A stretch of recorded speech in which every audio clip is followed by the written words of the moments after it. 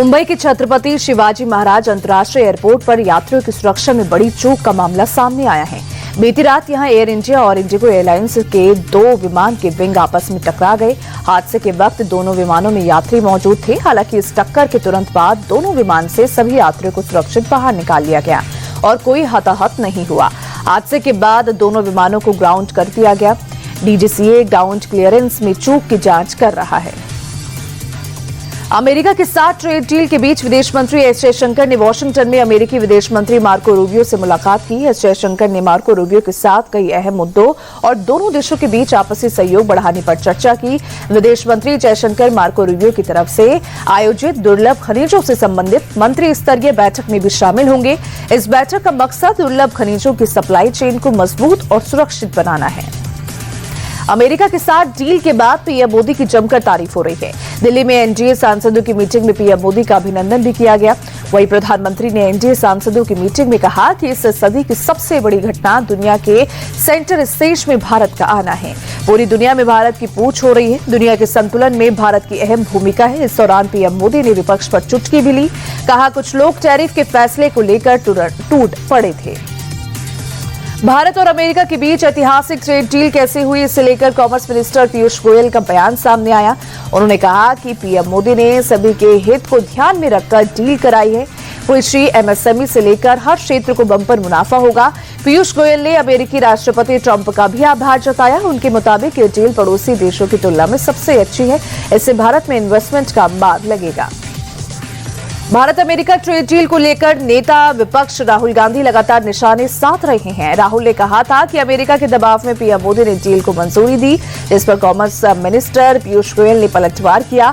उन्होंने कहा कि राहुल और उनके सहयोगी भ्रम फैलाकर अराजकता का माहौल बनाना चाहते हैं। ये लोग देश के विकास से चिढ़ते हैं और इसीलिए फेक नैरेटिव गढ़ने की कोशिश में लगे हैं।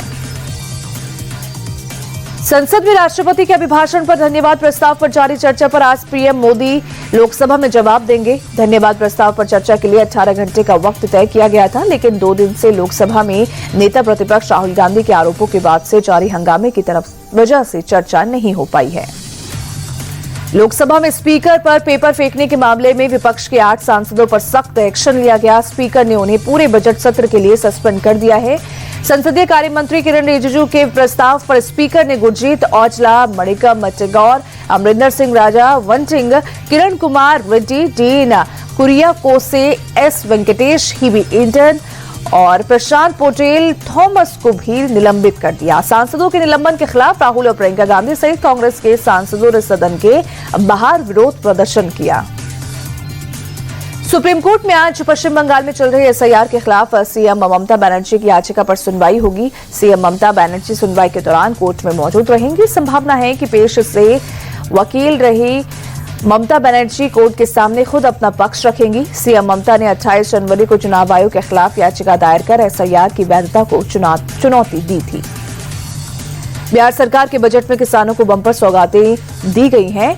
वित्त मंत्री विजेंद्र प्रसाद यादव ने 3,47,000 करोड़ रुपए का बजट पेश किया। अब से हर साल किसानों को 6,000 नहीं बल्कि 9,000 रुपए की आर्थिक मदद मिलेगी।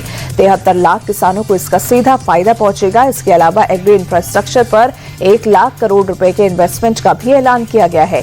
बेगूसराय और गोपालगंज एयरपोर्ट चालू होंगे तो वहीं ग्रीनफील्ड एयरपोर्ट बनाने की भी घोषणा की गई है। 1 साल बाद मणिपुर में फिर से एनडीए सरकार बनने जा रही है। विधायकों की मीटिंग में पूर्व स्पीकर युमनाम खेमचंद सिंह को सर्वसम्मति से विधायक दल का नेता चुन लिया गया। केंद्रीय पर्यवेक्षक तरुण चुग ने मीटिंग की अध्यक्षता की थी। बता दें कि पिछले साल राज्य में बढ़ती हिंसा के चलते पूर्व सीएम एन बीरेन्द्र सिंह ने इस्तीफा दिया था। तब से अब तक वह राष्ट्रपति शासन लगा हुआ है। राजस्थान में जयपुर सहित 3 जिलों में रोजाना 80,000 लीटर से ज्यादा नकली दूध की सप्लाई का पर्दाफाश हुआ। पुलिस ने टोंक की एक फैक्ट्री में छापा मारा, जहां से रोज जयपुर, टोंक और अजमेर में मिलावटी दूध की सप्लाई की जाती थी। फैक्ट्री से 5,500 लीटर दूध, 2 पिकअप वैन, 1 टैंकर और भारी तादाद में केमिकल जब्त किया गया। पुलिस ने फैक्ट्री से 5 आरोपियों को भी गिरफ्तार किया है।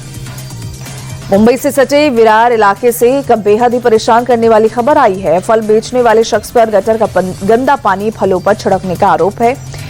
जब ये मामला स्थानीय लोगों के संज्ञान में आया और उन्होंने इस बारे में पूछा तो फल वाले ने पहले तो ये कहा कि ये पालिका का पानी है, बाद में उसने पानी को पीकर भी दिखाया। जानकारी के मुताबिक इस मामले में अभी तक पुलिस की तरफ से कोई कार्रवाई नहीं की गई है। लखनऊ की मशहूर शायर मुनव्वर राणा की बेटी हिबा राणा को 3 तलाक का मामला सामने आया है। हिबा राणा के मुताबिक ससुराल में उससे मारपीट की गई और लाखों रुपए और जेवर देने के बावजूद अतिरिक्त दहेज की मांग की गई। हिबा ने अपने पति मोहम्मद साकिब पर मारपीट, दहेज उत्पीड़न, 3 तलाक और घर से निकालने का आरोप लगाया है। सादतगंज थाने में पुलिस ने केस दर्ज कर मामले की जांच शुरू कर दी है। उत्तर प्रदेश के बांदा जेल से कुख्यात स्क्रैप माफिया रवि काना की रिहाई को लेकर प्रशासन ने बड़ी कार्रवाई की। जेलर विक्रम सिंह यादव और जेल अधीक्षक अनिल गौतम के खिलाफ केस दर्ज कर लिया गया है।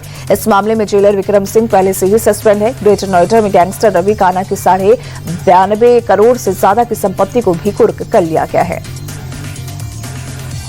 नोएडा में बीती रात एक चलती कार में अचानक आग लग गई। देखते ही देखते आग ने पूरी कार को अपनी चपेट में ले लिया। गनीमत रही कि ड्राइवर ने वक्त रहते बाहर कूदकर अपनी जान बचा ली। तस्वीरों में आप देख सकते हैं कि किस कदर कार ने धू कर आग जल रही है कार में, और सूचना मिलते ही दमकल की गाड़ियां मौके पर पहुंची और आग पर काबू पाया। फिलहाल आग लगने की वजहों की जांच की जा रही है।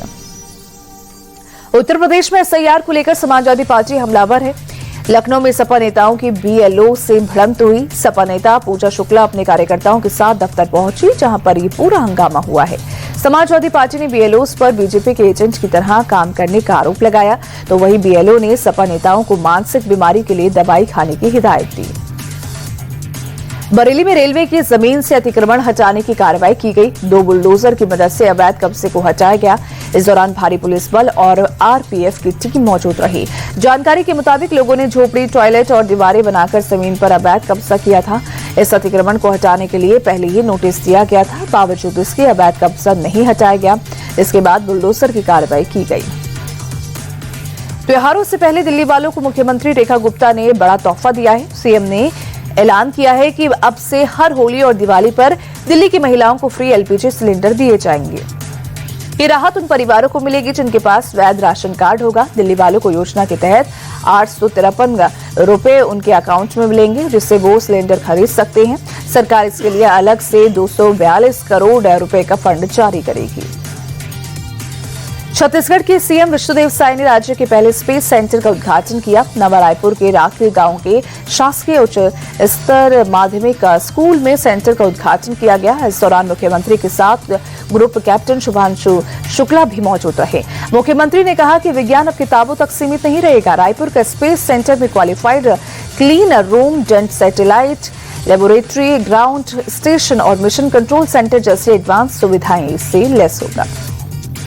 डीआरडीओ ने ओडिशा के चांदीपुर में सॉलिड फ्यूल डक्टेड रामजेट तकनीक का सफल परीक्षण किया है। ये स्वदेशी तकनीक लंबी दूरी से हवा में मार करने वाले मिसाइलों को सुपरसोनिक रफ्तार देगी।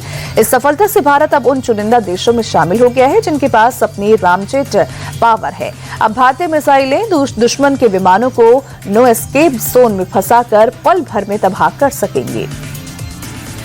Mumbai Ahmedabad bullet train project ने एक और मील का पत्थर छू लिया है। पालघर के घने जंगलों के पहाड़ी इलाकों में बन रहे MT6 टनल का ब्रेक थ्रू पूरा हो गया है। इससे सुरंग में ट्रैक बिछाने का काम आसान हो जाएगा। बुलेट ट्रेन प्रोजेक्ट के तहत महाराष्ट्र में 7 सुरंगें बन रही हैं। MT6 टनल में ब्लास्ट के दौरान रेल मंत्री अश्विनी वैष्णव भी मौजूद थे। सभी ने भारत माता की जय के नारे लगाकर मूवमेंट को सेलिब्रेट किया। आईसीसी अंडर-19 वर्ल्ड कप के सेमीफाइनल में आज भारत और अफगानिस्तान की टक्कर होगी। जिम्बाब्वे के हरारे स्पोर्ट्स स्टेडियम में दोपहर 1 बजे मैच शुरू होगा। अंडर-19 वर्ल्ड कप में भारतीय टीम का प्रदर्शन अब तक शानदार रहा है। भारत ने वर्ल्ड कप में लगातार 5 मुकाबले जीते। भारतीय टीम की नजर छठी बार खिताब पर कब्जा जमाने की होगी। टूर्नामेंट में अफगानिस्तान ने 5 में से 4 मैच जीते हैं। T20 वर्ल्ड कप से पहले श्रीलंका ए टीम को हार का सामना करना पड़ा। T20 वर्ल्ड कप में वार्म अप मैच में ओमान की टीम ने श्रीलंका ए को 5 विकेट से हराया है। ओमान को जीत के लिए 140 रन का लक्ष्य मिला था, जिसे ओमान ने 12 गेंद बाकी रहते हासिल कर लिया। ओमान की तरफ से आमिर कलीम ने 80 रन की पारी खेली। विनायक शुक्ला ने नाबाद 39 रन बनाए। ऑस्ट्रेलिया के तेज गेंदबाज पैट कमिंस ने T20 वर्ल्ड कप में नहीं खेल पाने पर अफसोस जताया है। कमिंस ने कहा कि चोट की वजह से उन्होंने रिस्क नहीं लिया है।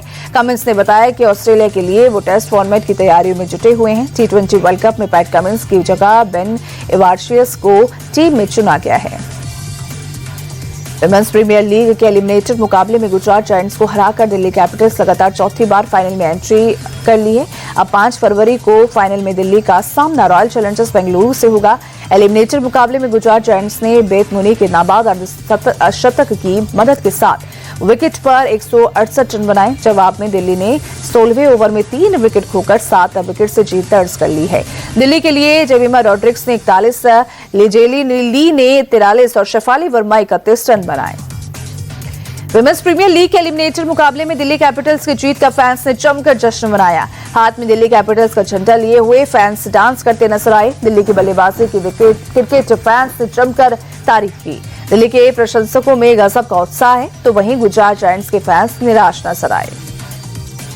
थाईलैंड मास्टर्स बैडमिंटन टूर्नामेंट की चैंपियन बनी देविका सिहाग ने अपनी जीत का श्रेय पीवी सिंधु और कोच इरवांशिया आदि प्रथमा को दिया है। देविका ने कहा कि पीवी सिंधु के साथ ट्रेनिंग करने से बहुत मदद मिली है। सिंधु बहुत अनुशासित और मेहनती है। देविका ने कोच इरवांशिया की तारीफ की। उन्होंने कहा कि इरवांशिया बड़े टूर्नामेंट के अनुभव शेयर करते हैं और बताते हैं कि गेम में मानसिक और शारीरिक रूप से क्या बदलाव करने की जरूरत है।